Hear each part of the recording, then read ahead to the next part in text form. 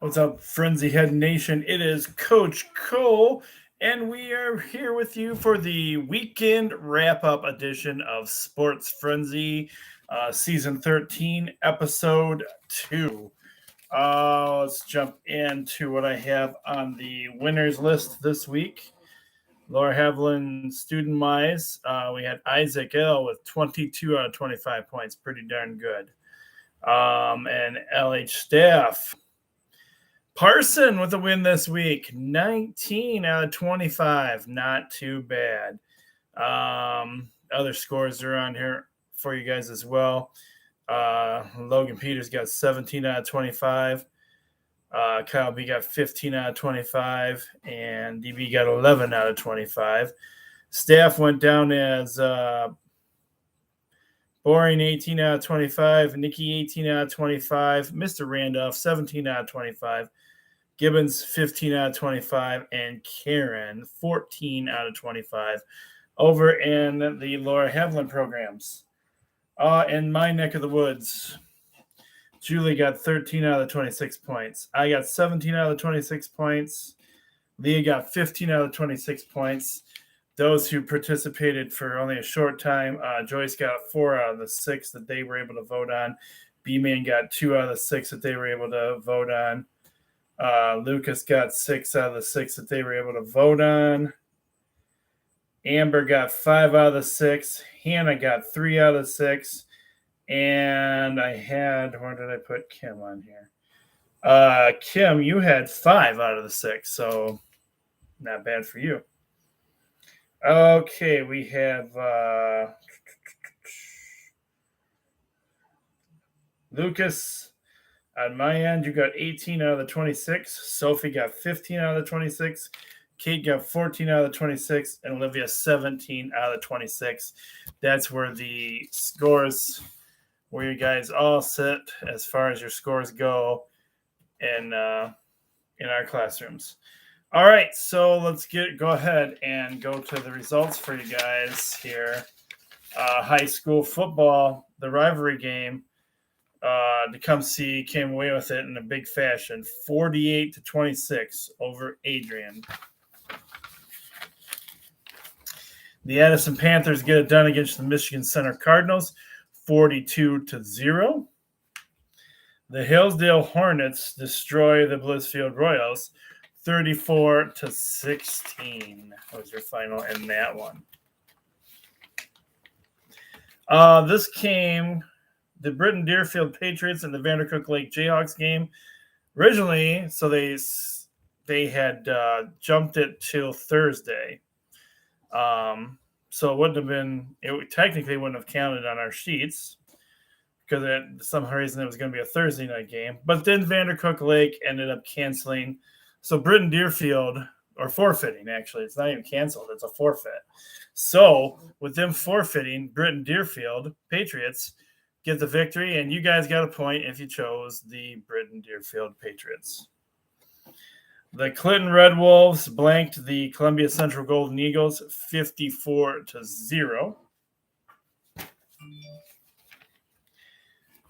The Hudson Tigers get it done over the Ida Blue Streaks, 14-6 was your final in that one.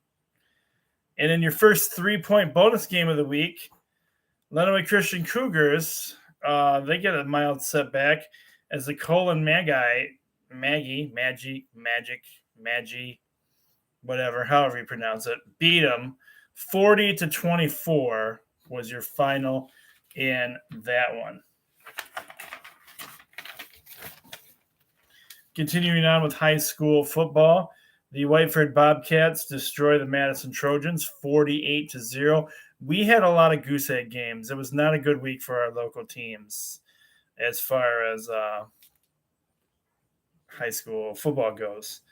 North Point Christian Mustangs blank the Morenci Bulldogs 65-0 was your final in that one. The Dundee Vikings blank the Onstead Wildcats 36-0 was your final in that one. And the Brandywine Bobcats blank the Sand Creek Aggies 14-0. Yes, that's like 3 or 4 scoreless teams right there for us in Lenawee County. Should we be concerned about our Lenawee County teams this year? I don't know. Moving on to college football action. In your second 3-point bonus game of the week, we had the Florida State Seminoles getting a victory over the Louisville Cardinals. 35-31 was your final there. The Adrian Bulldogs get it done against the Bluffton Beavers. 58-23 was your final in that one.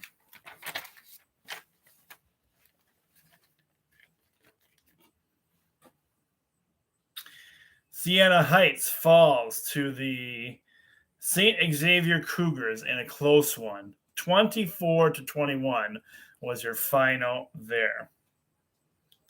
The Hillsdale Chargers get it done against the Truman Bulldogs. 21-13 is your final in that one. The mighty Michigan Wolverines, baby, still ranked 4th in the nation, get it done against the Connecticut Huskies.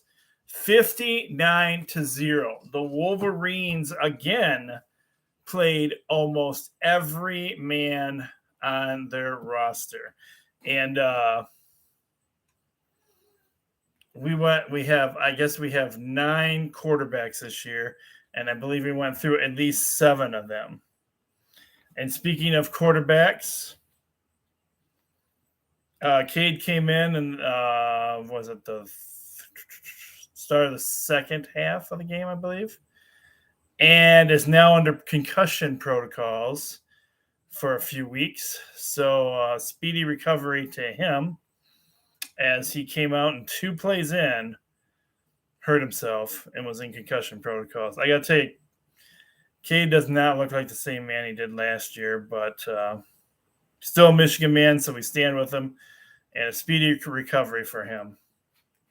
How about the Eastern Michigan Eagles, huh? Getting it done against the Arizona State Sun Devils.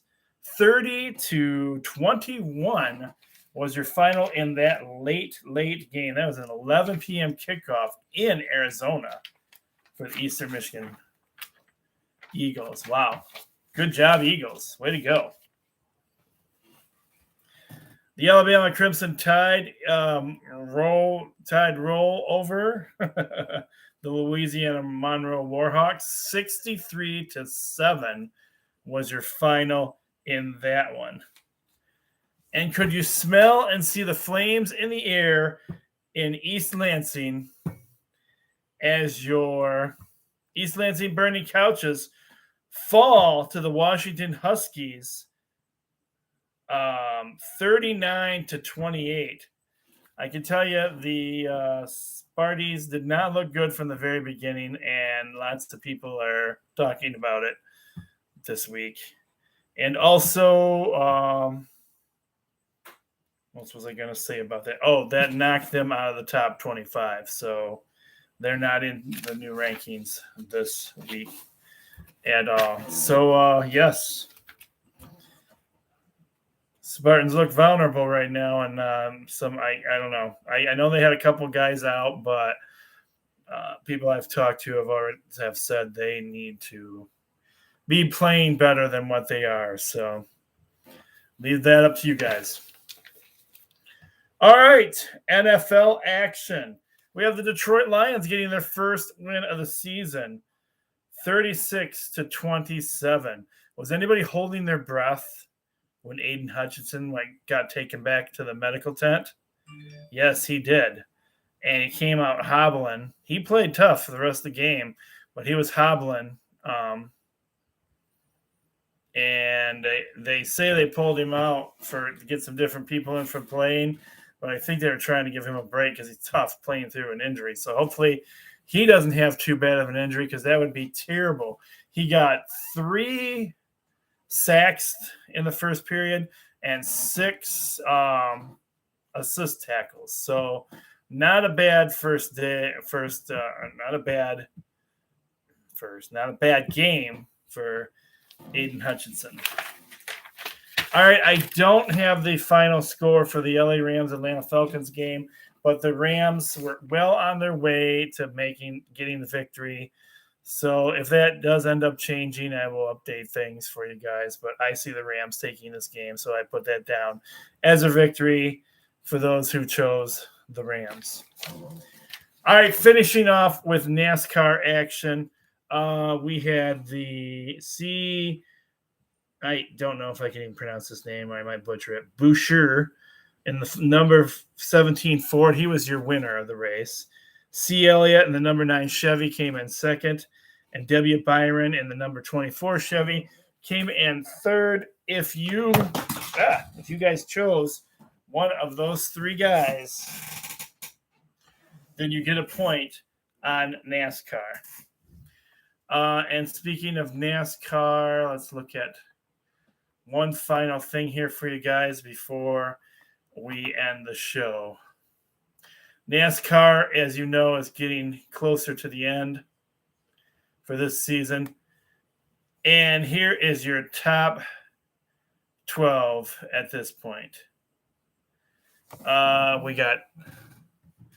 We got Elliott in the number 9, Briscoe in the number 14, Byron in the 24, Suarez in the 99, Bell in the 20, Cindric in the number 2, Larson in the number 5, Logano in the 22, Justine in the number 1, Blaney in the number 12, Hamlin in the number 11, and Bowman in the number 48.